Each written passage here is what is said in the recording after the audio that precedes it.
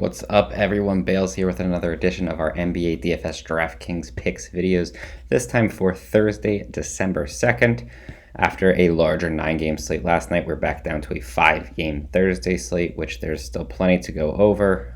I'll break down injury news. I'll go over my favorite plays at each position, all that good stuff that we usually do on this podcast. Before we get started, if you enjoyed this video, go ahead, give it a thumbs up, subscribe to the channel.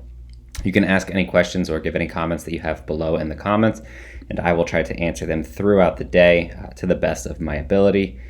As always, you can find all of our content on dfskarma.com. We have quite a bit of free content along with a little bit of premium as well there, and then you can get our core plays in the core plays package, dfskarma.com/pricing. That gets you our core plays, which is everything like final thoughts, projections, our core plays, our actual core plays for FanDuel and DraftKings. Along within our premium Discord chat.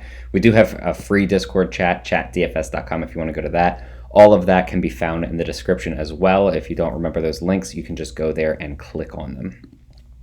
As I go over the injury news, I'm not going to go over the guys that are going to miss an extended period of time. We have the very obvious options like Damian Lillard, Ja Morant, Devin Booker. Those are some of the bigger names that are going to be out for quite some time. So I won't necessarily be going over guys like that, just more players that are either relatively close to coming back or, questionable or just going to miss this game or anything of that sort.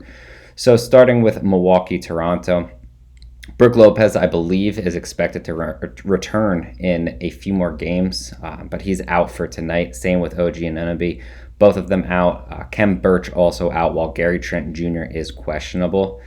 RJ Barrett is questionable for the New York Knicks. Meanwhile, Chicago is relatively healthy.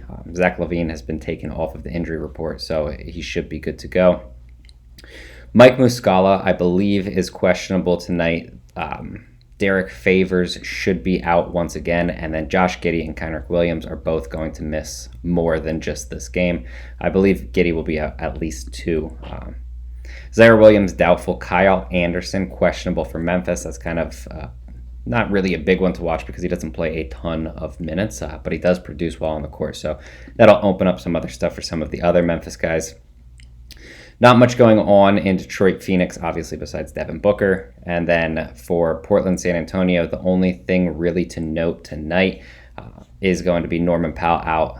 Or Norman Powell's questionable, and then Nasir Little has already been ruled out for this game. I believe he will miss quite a bit of time as well. But that's more or less what we have for the 5-game slate. We can get to the position by position. As always, I'm not going to outline literally everyone that I'll play. That's a very large pool, especially since I'm recording this the night before. It hasn't been broken down into, smaller sections of each position and everything. But I will go over a few of my favorite options. So if there's anyone you have questions on, go ahead, drop them in the comment. I will let you know what I think about them. Starting at point guard, I think if you're spending up top, DeJounte Murray is the very obvious option. He was consistently dropping 50-plus fantasy points. He's a nightly triple-double threat and also is taking around 20 shot attempts per game. So plenty of upside there. Obviously gets a matchup against Portland, who will be without Lillard. It's relatively bad defense. The game environment should be good. So I do like going all the way up to DeJounte Murray if you can get there. As you drop down more, Shai Gilgeous-Alexander at 8,100. I don't want to say that he lacks the upside, but he doesn't consistently flash, I guess, that much compared to some other guys like DeJounte Murray. But at 8,100, he only needs a bit over 40, which is very doable against the Memphis Grizzlies, especially as they continue to deal with injuries.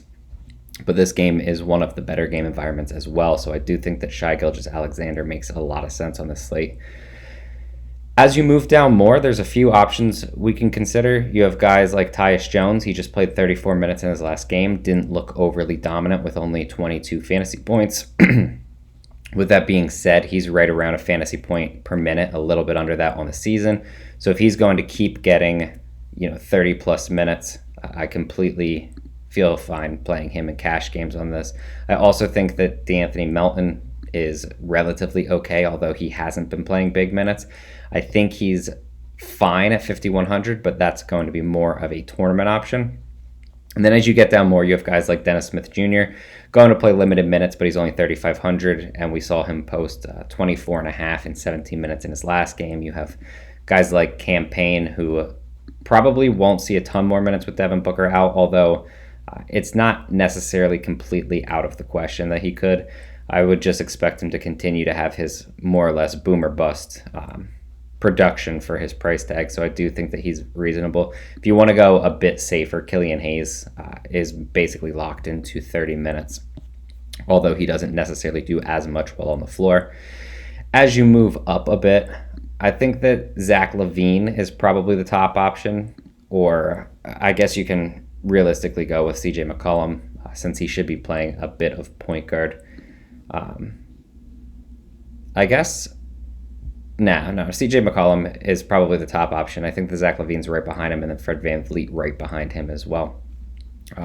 I do like the matchup for VanVleet, although it's not like I dislike either matchup for LaVine, not VanVleet. I don't even know what I'm saying at this point. I like the matchup the most for Zach LaVine. I was looking at Fred VanVleet while I said it. I do also like where VanVleet and McCollum are in. I just think that the best matchup of the three is likely for LaVine. I believe that there's a few options in the mid-tier. Desmond Bane, Derek White, Lou Dort. I don't have any problems with any of them. Gary Trent Jr., obviously, if he's playing, I'm also completely fine with that. But as you drop down more, you have someone like Anthony Simons, who really makes the most sense. He's been scoring extremely well, should be locked into big minutes with no Damian Lillard, and he's still under 5,000. So as long as you can get that, I think that that's a really good play. And then you have a guy like Trey Mann at 3,600 who drew the start last night, likely to start again tonight, and just makes a ton of sense for such a low price tag. And then if you want to go to the very bottom, Landry Shamet played 24 minutes after Devin Booker got injured. Not necessarily a dominant player in terms of fantasy, but he can score if his shot's falling. So I do think that Landry Shamet does make sense against a relatively weak Detroit Pistons defense.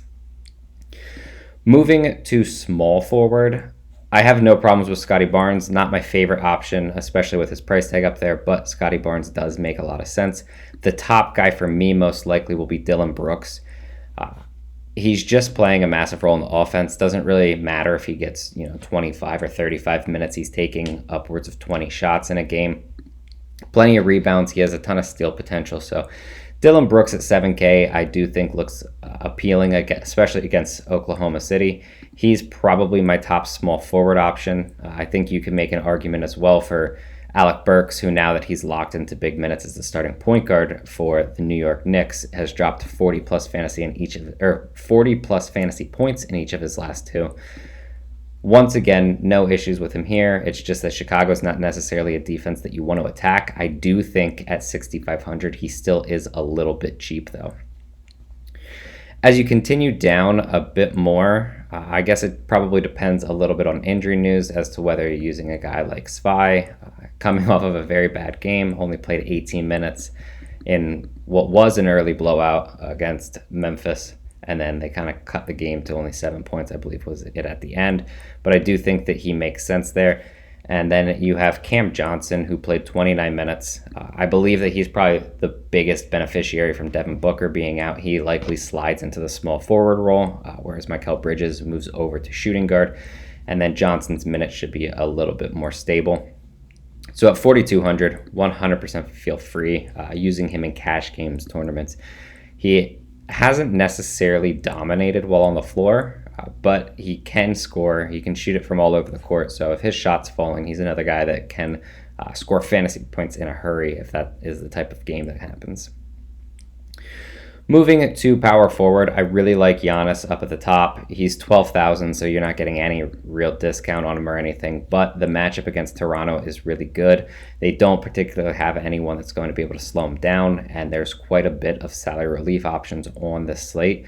So I do think that you can completely use Giannis at the top of this position. Jaren Jackson Jr. is another guy that I like attacking.